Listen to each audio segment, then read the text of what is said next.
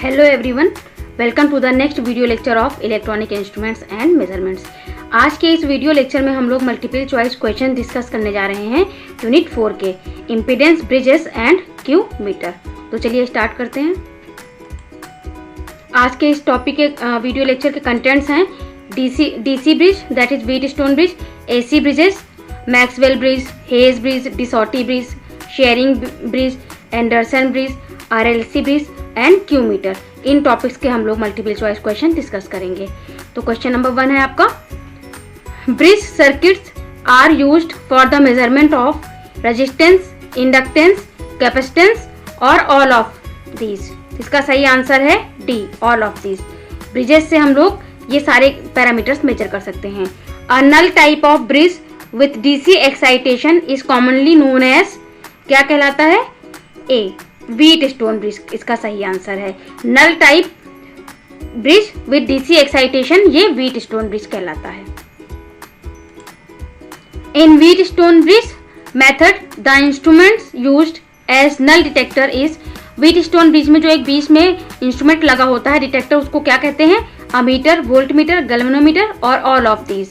तो इसका सही आंसर है सी, गैल्वेनोमीटर। ये नल डिटेक्टर जो होता है गैल्वेनोमीटर कहलाता है। Question number 4. In a Wheatstone bridge method, the bridge is said to be balanced when the current through the galvanometer is, Wheatstone bridge में 4 आर्म्स होती हैं और बीच में एक हमारा नल डिटेक्टर लगा होता है गैल्वेनोमीटर।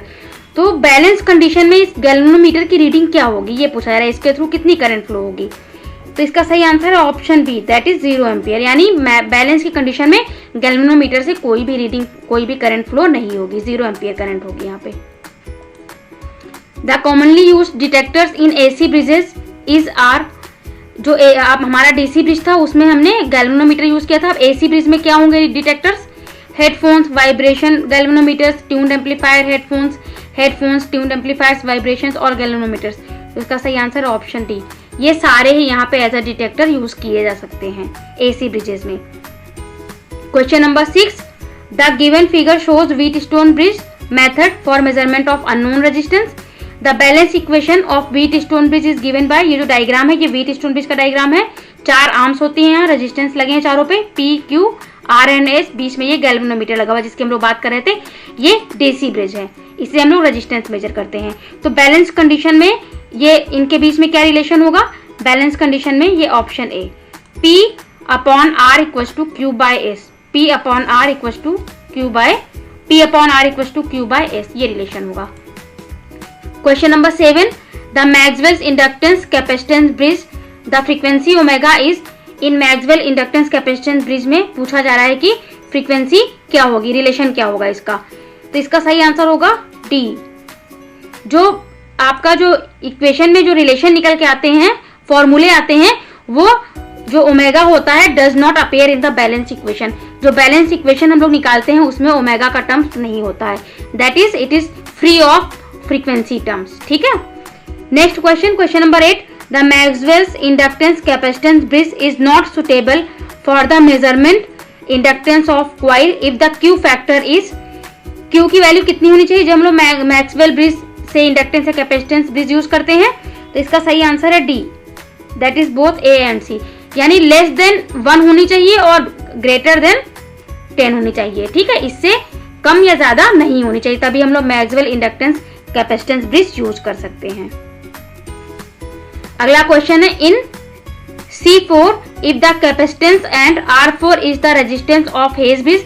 हेज ब्रिज जो होता है उसमें C4 और R4 की बात की जा रही है। Then Q factor of Hay's bridge is given by, तो जो आप इसके लिए आपको क्या करने पड़ेंगे, सारे ब्रिजेस के फॉर्मूले याद रखने पड़ेंगे। तो हेज ब्रिज का क्वालिटी फैक्टर का फॉर्मूला क्या होगा? तो इसमें 4 ऑप्शन दिए हुए हैं और सही ऑप्शन हमारा option A, 1 upon omega C4 into R4। ये हेज ब्रिज का क्वालिटी फैक्टर का फॉर्मूला होता है।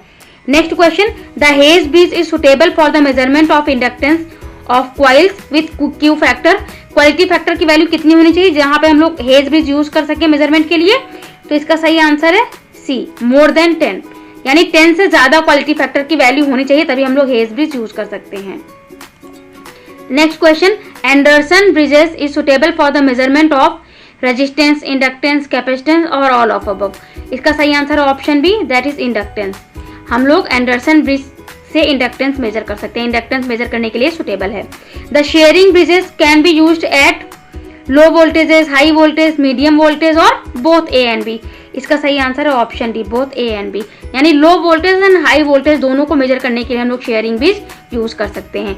Sharing bridges are used for the measurement of कौन से पैरामीटर्स के लिए यूज किया जाता है? Unknown capacitance, dielectric loss, power factor और ऑल ऑफ दिस। इसका सही आंसर है ऑल ऑफ दिस।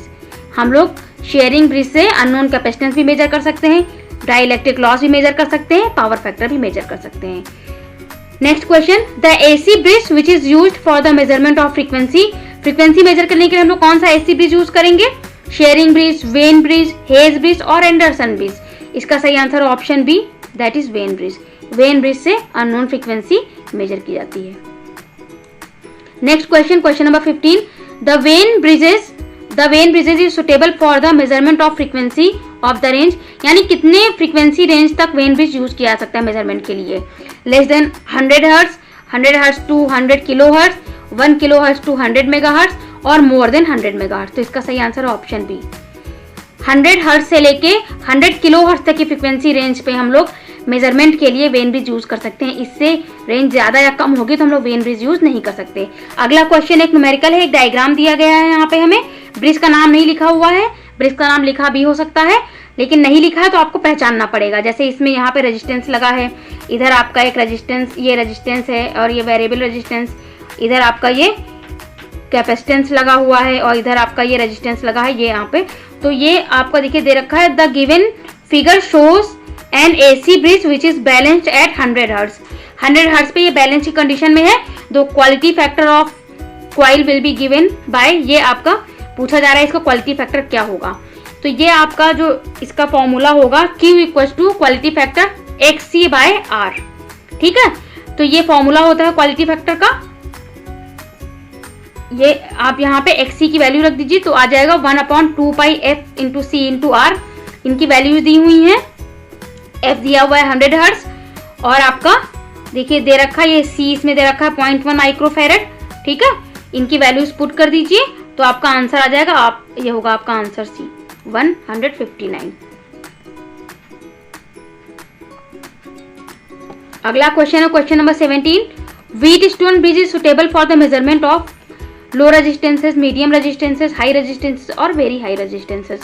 तो हमारा मीडियम रेंज के रेजिस्टेंस को मेजर करने के लिए व्हीटस्टोन ब्रिज सुटेबल होता है। अगला क्वेश्चन भी एक न्यूमेरिकल है, इन मैक्सवेल ब्रिज, इसमें देखिए नाम दिया हुआ है, ये मैक्सवेल ब्रिज है। shown in the figure the values of resistances R1 and L1 of coil to be calculated after the balance condition। Balance की कंडीशन में R1 और L1 कैलकुलेट की जा रही है, इनकी वैल्यू क्या होगी हमें निकालना है।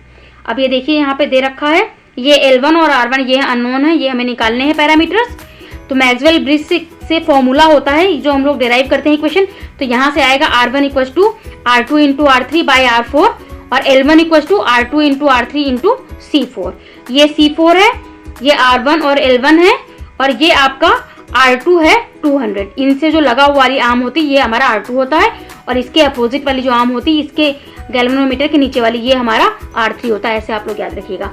अब ये सारी वैल्यूज दी हुई है, इसमें पुट कर दीजिए तो आपका आंसर आ जाएगा ऑप्शन ए। R1 की वैल्यू आएगी 375 ओम्स और आपकी L1 की वैल्यू आएगी 75 मिली हेनरी, 75 मिली हेनरी।